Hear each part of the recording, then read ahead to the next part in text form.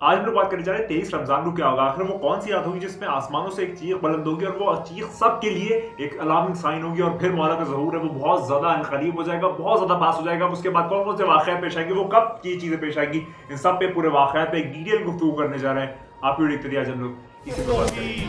برية وفي التوراة نجية وفي الإنجيل إيليا وفي الزبور أريا وفي القرآن عليا।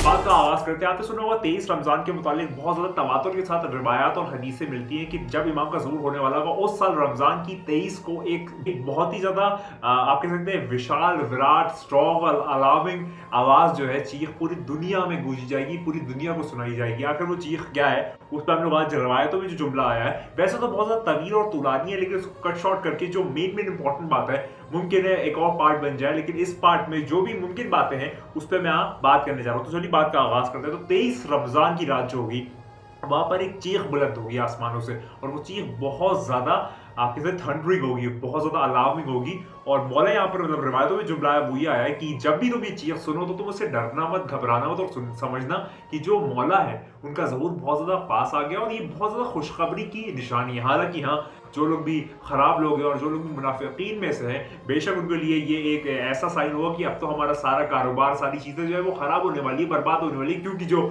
Divine kingdom है वो आने वाला है। लेकिन जो लोग भी मुंतजरीन है, नासरीन है, आशिकीन है, मुहिब्बीन है, उनके लिए एक साइन होगी पॉजिटिव नोट पे, और ये वाली साइन उनके लिए बहुत ज्यादा खुशहाली और खुशखबरी लगेगी कि मौला का जो ज़हूर है वो बहुत ज्यादा नजदीक है और बस होने वाला है इंशाल्लाह मुहर्रम के महीने में। तो ये वाली बात जो ये पहला जुमला आता है। उसके बाद अगर हम लोग बात करें तो उस वक्त जो मिडिल ईस्ट होगा, यानी कि जो सऊदी अरेबिया, हिजाज मुक़द्दस और उसका समवॉट जो पूरा मिडिल ईस्ट का एरिया है, उस वक्त वो पूरा बर्बाद हो चुका होगा। किस तरीके से? वबाओं से बर्बाद हो गया होगा और वहां पर बहुत तरीके से बीमारियां फैल जाएंगी। और सबसे पर्टिकुलर जो सबसे मेन एजेंडा है वो है सुफियानी। वहां पर सुफियानी बहुत ज्यादा तबाही मचा चुका होगा उस वक्त जब रमजान के दौरान जब ये चीख बुलंद होगी, तो उस वक्त तक बहुत ज्यादा वबाएं फैल चुकी होंगी। वबाएं किस तरीके से फैल चुकी होंगी? क्योंकि एक तिहाई आबादी जो है वो पहले ही बम फट चुका होगा, न्यूक्लियर बम या एटॉमिक बम, और उससे एक तिहाई आबादी मर चुकी होगी। और उसका जो पोस्ट कॉन्सिक्वेंस है उसके अंदर जो हमारा वबाएं हैं या फिर जो व्हाइट डेथ है, सफेद मौत है, उससे एक और एक तिहाई आबादी जो है वो मर चुकी होगी। हालांकि बहुत ज्यादा चांसेस है, बहुत ज्यादा, यानी कि मतलब रिवायतों में भी जुमला आया लेकिन इन पर्टिकुलर स्पेसिफिकली नहीं आया, लेकिन फिर भी बहुत ज्यादा चांसेस हैं कि सऊदी अरेबिया जो है वहां पर एटॉमिक बम फूटेगा, वहां पर ब्लास्ट होगा। बहुत ज्यादा चांसेस है इसके। अलग अलग कैलकुलेशंस और कंडीशंस के हिसाब से ये चीजें मैं फिगर आउट कर पा रहा हूँ। मैं कोई गारंटी नहीं कहता, लेकिन हाँ, बहुत चांसेस है कि इस तरीके से वहां पर एटॉमिक बॉम्ब फूटे और फिर वहां बहुत बर्बादी आए, क्योंकि उन्होंने बहुत ज्यादा पिछले 100 सालों की हुकूमत में बर्बादी की है और मोमिनीन को मौत के घाट उतारा है। तो इस वजह से वहां पर ये रैवेज और एक डिस्ट्रॉइंग पावर का होना जरूरी है। तो ये वाली बात है कि जब सुफियानी का उरूज हो जाएगा उस वक्त के दौरान ये बहुत ज्यादा वबाएं फैल जाएंगी और लोग बहुत ज्यादा कसरत के साथ मर रहे होंगे। अगर हम लोग हालात देखें अल्जीरिया और मोरक्को के, तो उस वक्त जो अल्जीरिया के लोग हैं और मोरक्को के लोग हैं वो लोग इजिप्ट की जानिब यानी कि मिस्र की जानिब रवाना हो जाएंगे और उस तरफ वो लोग अपना खुरूज कर रहे होंगे। किस वजह से कर रहे होंगे ये स्पेसिफिकली तो नहीं आया, लेकिन हाँ ये आया है कि मोरक्को और अल्जीरिया के लोग इजिप्ट की जानिब खुरूज कर रहे होंगे। ये भी जुमला आता है। और उनके हाथों में पीले रंग का झंडा होगा, जर्द रंग का उनके हाथों में झंडा होगा। उसके बाद मौला फरमाते हैं यहाँ पर कि एक शख्स होगा जो कि दूसरे इमाम हसन मुश्तबा अलैहिस्सलाम, यानी कि दूसरे इमाम हमारे, उनकी औलाद में से एक शख्स होगा जिसको हम लोग सैयद हसनी भी कहते हैं। और हसनी एक लक़ब भी हो सकता है, नाम भी हो सकता है, लेकिन उनको जनरल सैयद हसनी करके मुखातिब किया गया है। तो एक शख्स जो कि इमाम हसन इस्लाम की औलाद में से होंगे, वो वहां से इमर्ज करेंगे। कहां से? तालकान से। तालकान एक जगह है, वहां पर 313 में से भी बहुत ज्यादा लोग हैं तालकान से। तो एक शख्स जो कि दूसरे इमाम की औलाद में से होंगे, वो तालकान से अपना जो खुरूज है वो करेंगे और वहां से फिर वो निकल चलेंगे।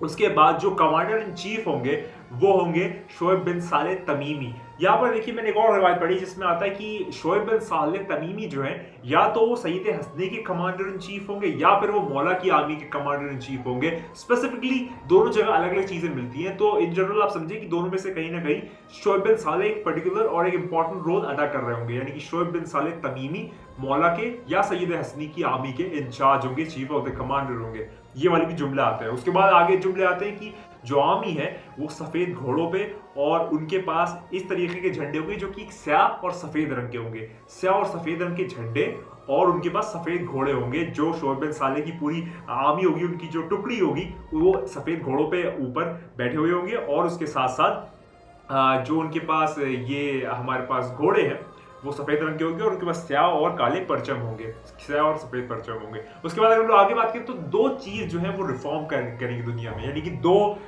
जो सरदार होंगे, जो किसी ट्राइब के सरपरस्त होंगे, वो कुछ ना कुछ रिफॉर्म लाने की कोशिश करेंगे। बहुत ज्यादा जुमले आते हैं, तो आप लोग पर्सनालिटीज में कंफ्यूज मत हो जाइएगा, अलग अलग चीजों को अलग अलग तरीके से देखिएगा। हर इंसान का एक पर्टिकुलर रोल है और वो एक पर्टिकुलर एक्शन परफॉर्म करेगा, इस तरीके से आप देख के चले। तो वो दो लोग जो होंगे वो सरदार होंगे किसी कम्युनिटी के, और वो लोग किसी ना किसी तरीके से रिफॉर्म लाने की कोशिश करेंगे पूरी दुनिया में। उसके बाद जो है वहां से कुछ लोग जो है वो जाने बढ़ेंगे किरमान, और किरमान के बाद मुल्तान पहुंचेंगे। मुल्तान मौजूदा पाकिस्तान में, यानी कि शोएब बिन सालेह की आर्मी के कुछ लोग या कुछ टुकड़ियां शायद वो खुद ही किरमान से जाने बढ़ते हुए मुल्तान पहुंचेंगे। मुल्तान जो हमारा पाकिस्तान के अंदर मौजूद है।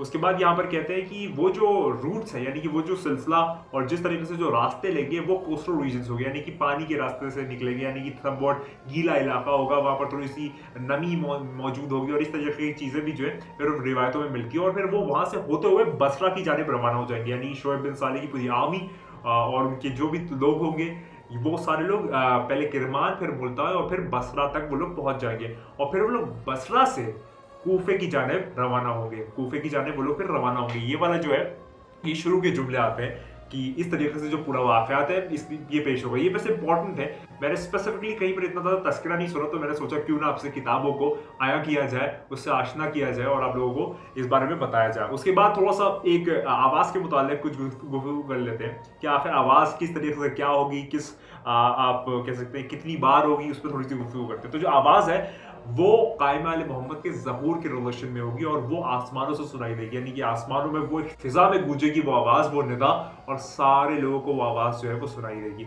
और उसी वक्त उसी दिन दिन के वक्त, यानी कि आफ्टरनून के वक्त, उसी वक्त एक शैतानी आवाज़ जो है वो गूंजेगी फिजा में, यानी कि जो पहले है वो एक रहमानी आवाज़ होगी, उसके बाद जो है वो शैतानी आवाज़ होगी। और शैतानी आवाज़ जो है वो भी यही पैगाम पेश करेगी कि तुम्हारा जो जिसका तुम इंतजार कर रहे थे उसका ज़हूर हो चुका है, लेकिन वो हमारा जो ज़हूर का प्लेस है या फिर ज़हूर की जो पूरी डिस्क्रिप्शन है उसको बदल देगी, और एकदम ही वो आवाज़ कहीं और ही डाइवर्ट करेगी। और यहाँ पर जुमले आते हैं कि जो मैक्सिमम लोग हैं वो रहमानी आवाज़ से वो शैतानी आवाज़ इतनी ज़्यादा सिग्निफिकेंस और इतनी रिजेंबलिंग रखती होगी कि लोग कंफ्यूज हो जाएंगे, और बहुत सारे लोग जो हैं वो शैतानी आवाज़ की तरफ रवाना हो जाएंगे, उसको फॉलो अप करने लगेंगे। ये एक बहुत ज़्यादा डेंजरस साइन है, और एक बहुत एक ऐसी साइन है जो कि अलार्मिंग है हमारे लिए, कि कहीं ऐसा ना हो कि कोई शख्स दूसरी वाली आवाज़ पे चला जाए। पहली आवाज़ याद रखिएगा, पहली आवाज़ रहमानी है, दूसरी शैतानी है। ये वाली बात भी हो गई। उसके बाद यहाँ पर आता है कि 313 शख्स, यानी कि हालांकि जितने भी लोग हैं वो बहक जाए, कुछ भी हो जाए, वो लोग गलत राह पे चले जाए, गलत रास्ते पे चले जाए, लेकिन जो 313 है वो तो बशर्ते शर्त है कि वो मौला तक पहुंच ही जाएंगे, यानी कि पहली आवाज पे वो 313 मौला की बारगाह में पेश हो जाएंगे और उनके कदम बोसी करेंगे। ये वाली तो बात यहाँ पर एकदम कसरत के साथ और एकदम 100% श्योर आती है कि 313 का तो पहुंचना ही है, क्योंकि वो 313 प्रोविंसेस पूरी दुनिया के जो डिवाइड होंगे उसके वो एक एक गवर्नर होंगे, एक एक आप कह सकते हैं वहां पर मैनेजिंग इंचार्ज होंगे। तो ये वाली बात जो है ये बहुत इंपॉर्टेंट है जो यहाँ पर आती है। और उसके बाद जो है जब वो पहुंच जाएंगे 313 काबा में, तो फिर वो मौला से जाके मिल जाएंगे। और ये जो वक्त होगा ये डॉन का वक्त हो, यहाँ पर जुमले आते हैं कि ये डॉन का वक्त होगा जब ये पूरा वाकया पेश आएगा। तो इस तरीके से पूरा उस दिन का वाकया पेश आएगा कि जब सुबह से लेके शाम तक, डॉन तक ये पूरा वाकया और अगले दिन तक जितना भी पूरा सिलसिला है ये पेश आएगा इस तरीके से जो मैंने आपको बताया। तो मैंने आपको थोड़ा सा बताया सिग्निफिकेंसी, कौन सी मार्चिंग कहाँ से किस तरीके से होगी। उसके बाद मैंने बताया कि जो आवाज़ें होगी वो दो तरीके की होगी, रहमानी आवाज़ और शैतानी आवाज़। जो पहले आवाज़ आएगी वो रहमानी है, जो दूसरी है वो शैतानी। आप फर्क अगर नहीं कर पाएंगे, अच्छे आपके मौला की अता आप पर नहीं है, और अगर आप मौला से पहले से तवस्सुल कायम नहीं किए हुए हैं तो शायद आप लोग वहम गुमान में आ जाए और शायद दूसरी आवाज़ पर लब्बैक कहते। तो आपका उसका ख्याल रखिएगा, मौला से फ़कत आप मौला को मौला से मांगिए, मौला से मौला को मांगिए। इस तरीके से काम करिए कि आपको दूसरी आवाज़ पर लब्बैक ना कह दें, वगरना सारा आपका किया धरा पानी पानी हो जाएगा। याद रखिए कि अब बहुत जल्द वो आने वाला है, वो बहुत जल्द आने वाली चीज़ें बहुत तेज़ी से मुकम्मल हो रही है। रोशन न्यूक्लियर थ्रेट का वार्निंग भी दे दी है, चीज़ें बहुत तेज़ी से अपने आप में इम्प्लिकेट हो रही है। किस तरीके से वो रेसिप्रोकेट करेंगे आप लोग खुद देखेंगे, और बहुत जल्द होने वाला है इंशाल्लाह। मैंने आपको एटॉमिक बॉम्ब के रिवोल्यूशन में तो वीडियो बनाई दी है, वो जाके ज़रूर देखिए वो कब हो सकती है। तो ये सारी चीज़ें जो है, वैसे ये रवायत जो है ये और लंबी है, बदा के मकाम पे सुफियानी का लश्कर का ढहाना, वो सारी चीज़ें भी है, लेकिन अभी इन पर्टिकुलर आवाज़ के मुतालिक जो हमारा रीजनिंग है वो यही है कि 23 रमज़ान की जो वक्त होगा, उस वक्त जिस साल मौला का ज़हूर होने वाला होगा उस साल वो आवाज़ गूंजेगी और वो निदा पूरी आसमानों में गूंजेगी और हर एक को सुनाई देगी और मौला का ज़हूर जो है फिर 313 जो है वो आवाज़ पे लब्बैक कह के मौला तक पहुंच जाएंगे। इस तरीके से इसमें पूरा सिलसिला पेश आएगा। मेजॉरिटी ऑफ द पीपल जो मुनाफिकीन है और जो लोग फ़कत हिपोक्रेट्स है, हिपोक्रेसी में इन्वॉल्व हैं, वो लोग दूसरी आवाज़ पे लब्बैक कह देंगे और शैतान तक पहुँच जाएंगे और फिर वो लोग अपनी ज़िंदगी से हार जाएंगे, क्योंकि जो ज़िंदगी का मकसद है वो सिरात मुस्तकीम और सिरात मुस्तकीम मौला कुल कायनात है और मौला कुल कायनात का ज़माने का जो मौला है वो आका और मौला इमाम ज़माना इमाम बीर इस्लाम कायम आले मोहम्मद नरगिस चश्मन यूसुफ ज़हरा है। तो मैं उम्मीद करता हूँ ये वाली बात आपको क्लियरफाई हो गई होगी और आपको इसके अंदर कोई शक व शुबा और क्लियर पिक्चर बन गई होगी आखिर मैं क्या कहना चाह रहा हूँ। तो अब आप लोग दुआ कीजिए, वो आने वाला है, वो बहुत जल्द आने वाला है।